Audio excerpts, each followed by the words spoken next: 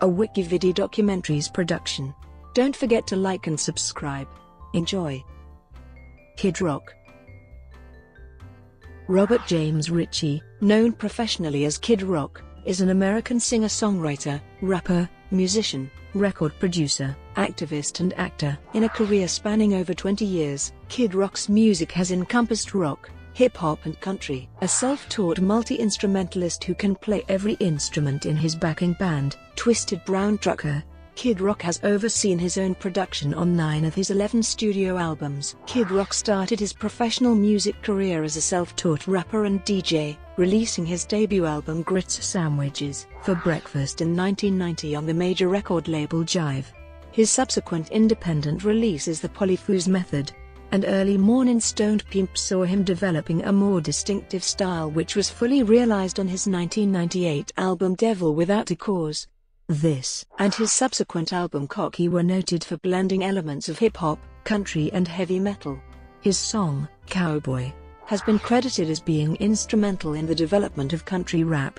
Starting with his 2010 album Born Free, the country music style has dominated Kid Rock's musical direction, and since 2007's Rock 'N' Roll Jesus until 2017's Sweet Southern Sugar, Kid Rock has not released new rap songs.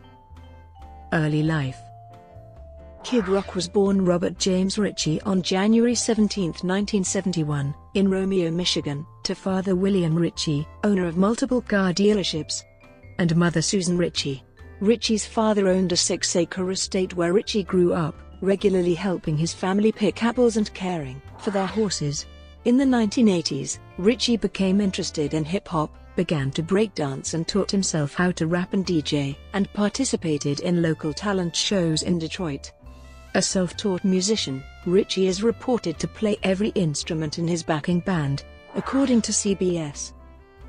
Early career, signing with Jive Records and Grits Sandwiches for Breakfast, 1988-1990. Kid Rock began his professional music career as a member of the hip-hop music group The Beast Crew in the late 1980s. During this time, Kid Rock met rapper D-Nice, which led to Kid Rock opening at local shows for Boogie Down Productions.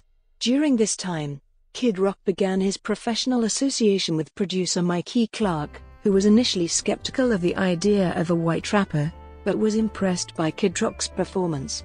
Kid Rock had prepared his own beats and used his own turntables to demonstrate his skills for Clark. In 1988, Clark produced a series of demos with Kid Rock, which led to offers from 6 major record labels, including Atlantic and CBS Records. In 1989, Kid Rock became a shareholder of the independent record label Top Dog Records, formed by Alvin Williams and Earl Blunt of Ebb Brand Productions. In 1988, Kid Rock's investment in the company gave him 25% ownership.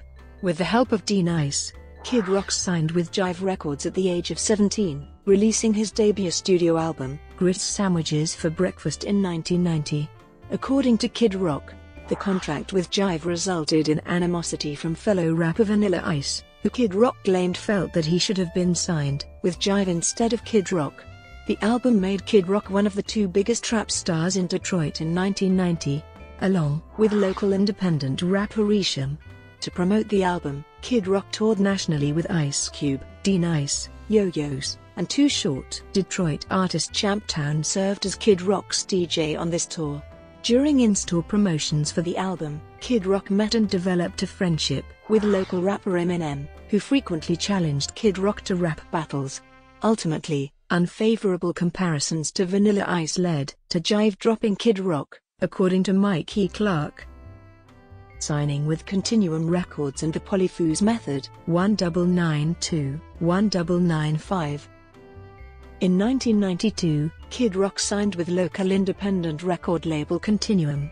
Around this time, Kid Rock met local hip-hop duo Insane Clown Posse through Mikey Clark, who was producing the duo. While ICP member Violent J disliked Kid Rock's music, he wanted the rapper to appear on ICP's debut album, Carnival of Carnage, believing the appearance would gain ICP notice, since Kid Rock was a nationally successful artist.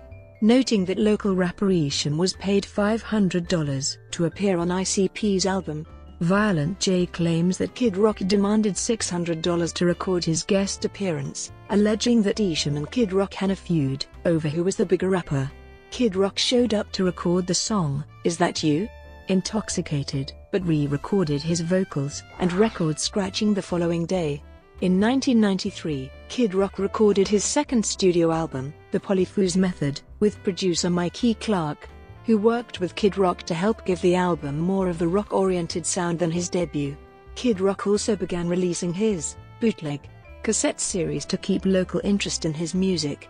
Later in the year, Kid Rock recorded the EP Fire It Up at White Room Studios in downtown Detroit, run by brothers Michael and Andrew Nera, who were forming the rock-soul band Robert Bradley's Blackwater Surprise. The EP featured the song, I Am the Bull God, and a cover of Hank Williams Jr.'s country song, A Country Boy Can Survive. By 1994, Kid Rock's live performances had mostly been backed by DJs Blackman and Uncle Kracker, but Kid Rock soon began to utilize more and more live instrumentation into his performances, and formed the rock band Twisted Brown Trucker. After breaking up with his girlfriend, Kid Rock moved engineer Bob Ebling into his apartment. During a recording session with Mikey Clark, the producer discovered that Kid Rock could sing when he recorded a reworked cover of Billy Joel's It's Still Rock and Roll to Me, entitled It's Still East Detroit to Me, which Clark claims led the producer to encourage Kid Rock to sing more. During this time, Kid Rock developed animosity towards other Detroit artists, including Insane Clown Posse. According to Mikey Clark, who worked with both artists, Kid Rock was frustrated with ICP's local success, as Kid Rock disliked ICP's music, and wanted to become more successful than ICP, through extensive promoting, including distributing tapes on consignment to local stores and giving away free samplers of his music. Kid Rock developed a following among an audience which DJ Uncle Kracker described as white kids who dropped acid and liked listening to gangster rap.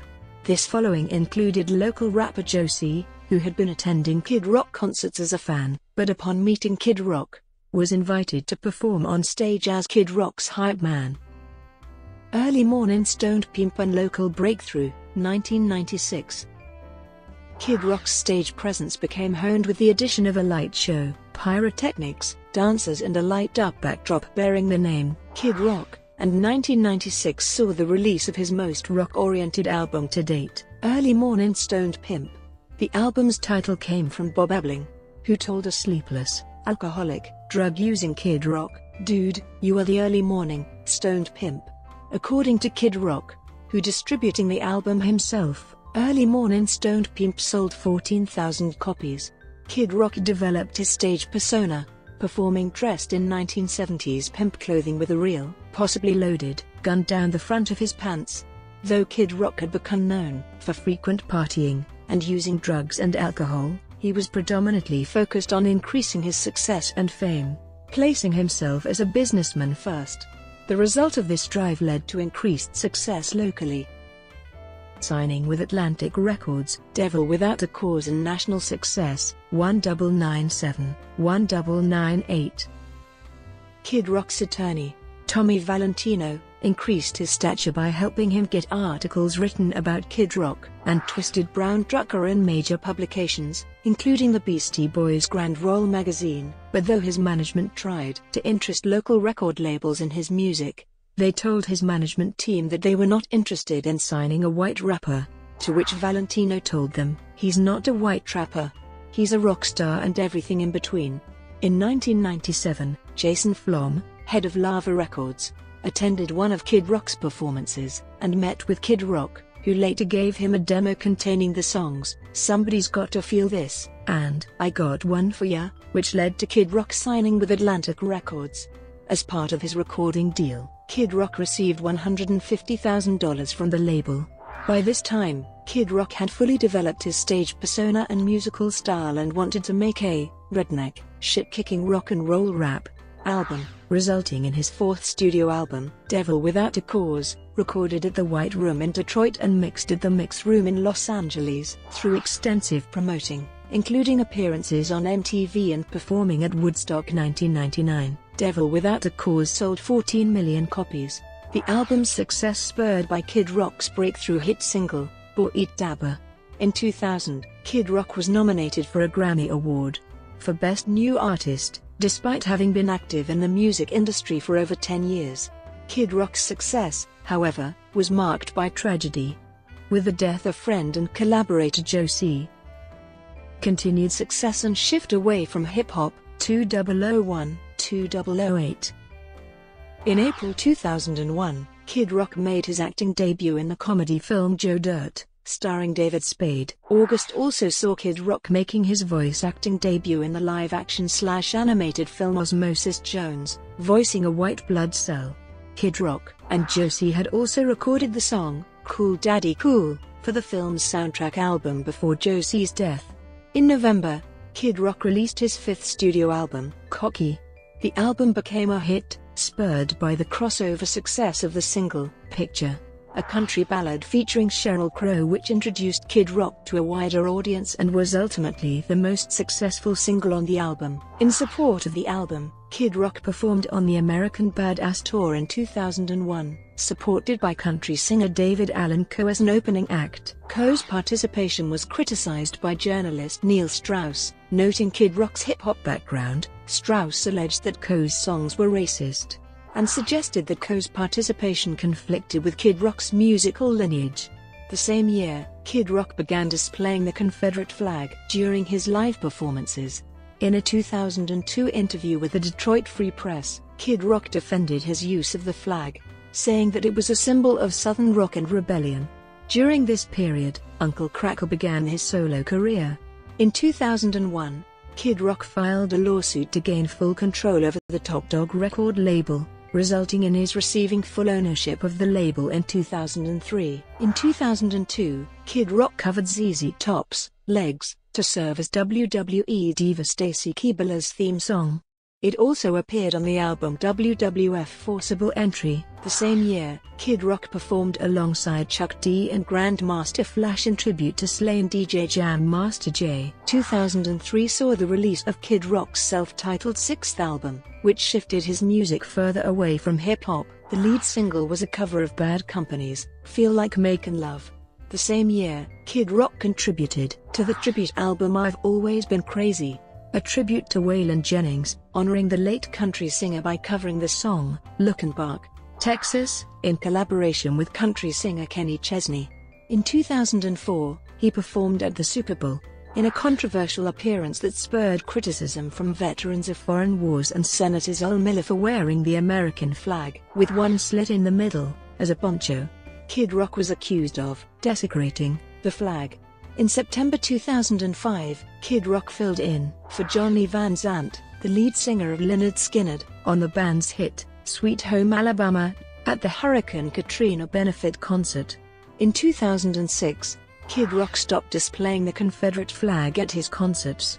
The following year, Kid Rock released his seventh studio album, Rock'n'Roll Jesus, which was his first release to chart on the Billboard 200, selling 172,000 copies in its first week and going on to sell over 5 million copies. In July 2007, Kid Rock was featured in the cover of Rolling Stone magazine for the second time. The album's third single, All Summer Long, became a global hit, utilizing a mashup of Lynyrd Skynyrd's Sweet Home Alabama and Warren Zevon's Werewolves of London. In 2008, Kid Rock recorded and made a music video for the song, Warrior, for a National Guard advertising campaign. Brought to you by WikiVidi Documentaries. Would you like